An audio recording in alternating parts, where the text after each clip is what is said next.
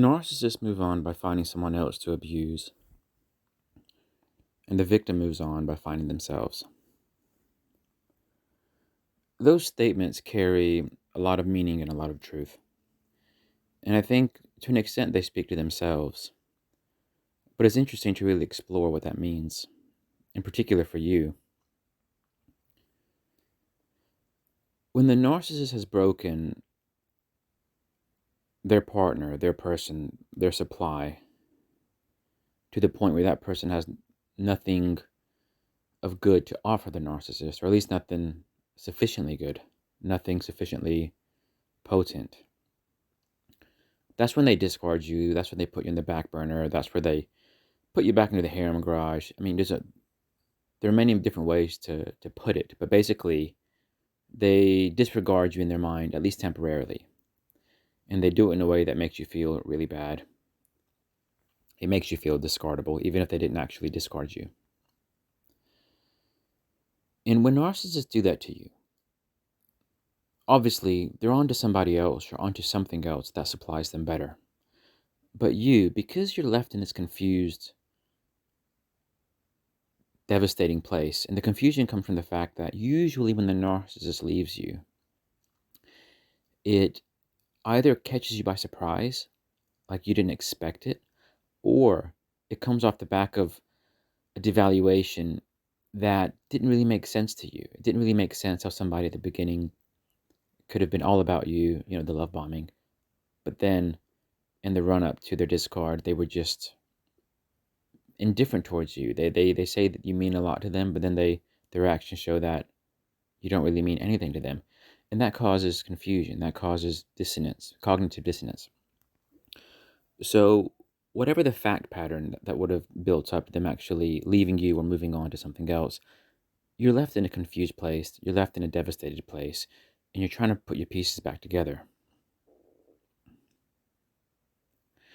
And you have no choice because you are now left to your own devices. You are now left with your broken pieces, and you're trying to piece it back together to find out who you are. Who were you before you knew the narcissist? Just trying to find that balance and grounding again, because it's very disorientating when you leave a narcissistic relationship. When you're in a narcissistic relationship, it's disorientating, and then when you leave it, it's disorientating in a whole different way because you're trying to work out what just happened. So, your composure, your self-sufficiency, you kind of go in overdrive trying to get that back. You're trying to piece yourself together. You're trying to work out who you are again. And you're working in overdrive to make that happen. And here's the thing. Even though it does take time, you have the ability to pull yourself together. And while the narcissist needs somebody else to make them feel good, all you need is yourself to make you feel good. You need yourself, you need time, and you need space away from the narcissist.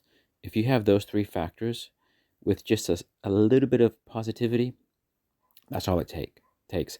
And you do need that little bit of positivity, that forward leaningness. You're not going to have groundbreaking change overnight, but you steadily go towards a direction where you're becoming stronger again. But the narcissist is just dependent on somebody else.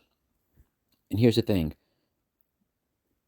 Time is on your side. Time is not on the narcissist side.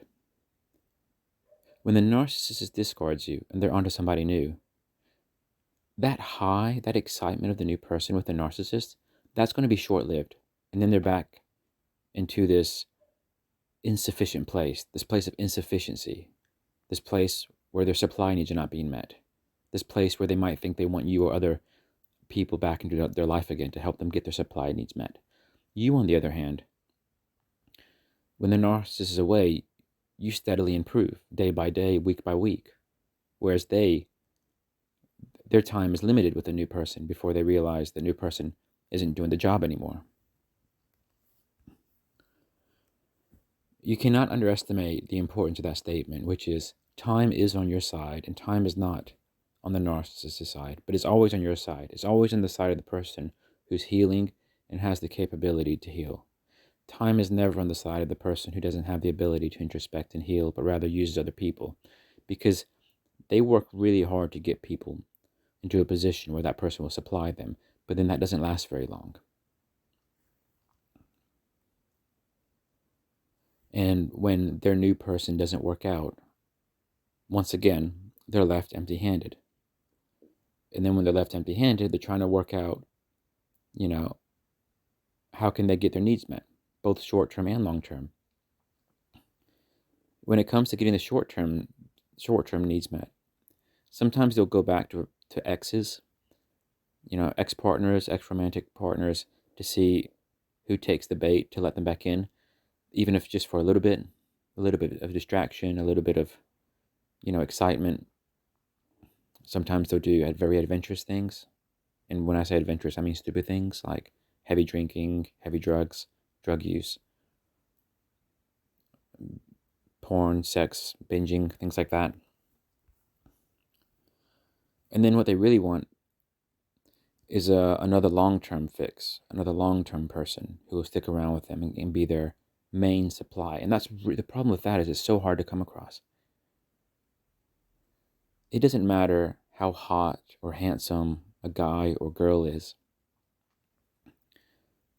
If somebody's very attractive, they might be able to secure short-term supplies, short-term flings, short-term distractions.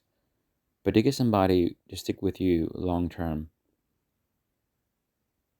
who's willing to put up with you, your quirks, which is, you being the narcissist and the narcissist's quirks. And when I say quirk, what I'm really meaning are their toxic ways. Most people pounce when they start seeing those red flags. And although many narcissists, if they're attractive in their 20s or 30s, they can kind of secure people like that. Beyond that, it becomes really difficult for them to use their looks and charm to secure people, even on a short-term basis. Like, the point I'm getting at is securing a long-term supply is very hard work, and it usually doesn't work out very long anyway before they realize they're not getting their needs met with the other person the way they want to. But by the time, they're investing heavily in other people, trying to sort themselves out, you've already healed because you've had plenty of time to work on yourself. And that's why narcissists, they always look back. They're always looking back at their exes, thinking, who might entertain them again?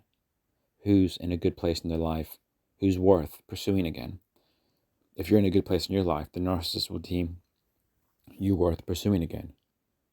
And unless you've caused a huge narcissistic injury, unless you've done something extreme,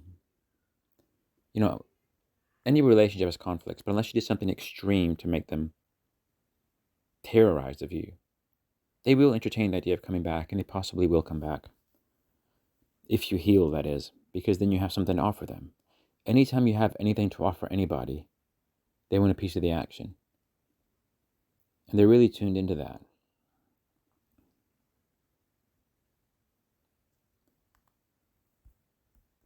Thanks for watching.